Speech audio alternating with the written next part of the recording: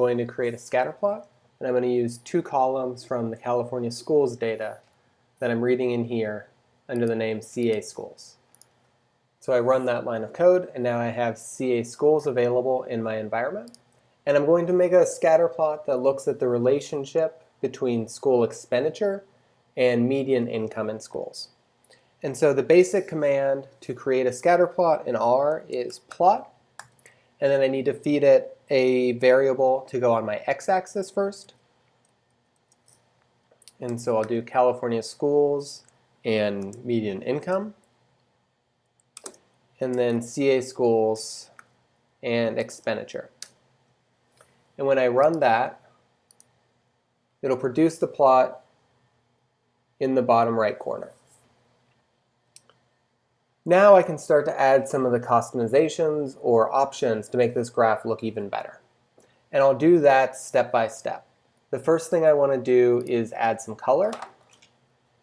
And so after my two variable names, I'm going to add the option col, or C-O-L, I don't know how you want to pronounce that. And I can either enter a number like 3, and that will produce green dots, or I can enter the name of a color in quotation marks. And so another way to make this green would be to enter the word green, and that will also give me a green graph. The reason that I use color names generally is because I don't know what the numbers are, and so I would have to guess. But you can probably find that online. One of the wonderful things about R is the number of colors you can use. And so this document shows probably only a subset of everything you could use in the R program. So let's change this to something a little more interesting, like royal blue 3.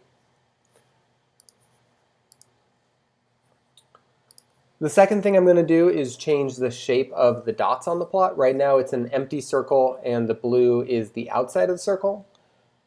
R has a number of options for what we can do in terms of the shape of the points, and that's with the option PCH. And that I only need to give a number. And so we can see all of the options here. If I set this equal to 12, you see it'll be a box with a cross. That is 12. If I do it number 3, we can see that it is a cross sign, number 3. Typically, I do 16 because it's a filled dot, and that's the simplest thing to do. But your favorite option may be different. The next thing I'll want to do is add more informative labels onto the graph. By default, R is going to put the name of the data set and variable on the X and Y axis, which is great as a default because it lets you know exactly what you've plotted.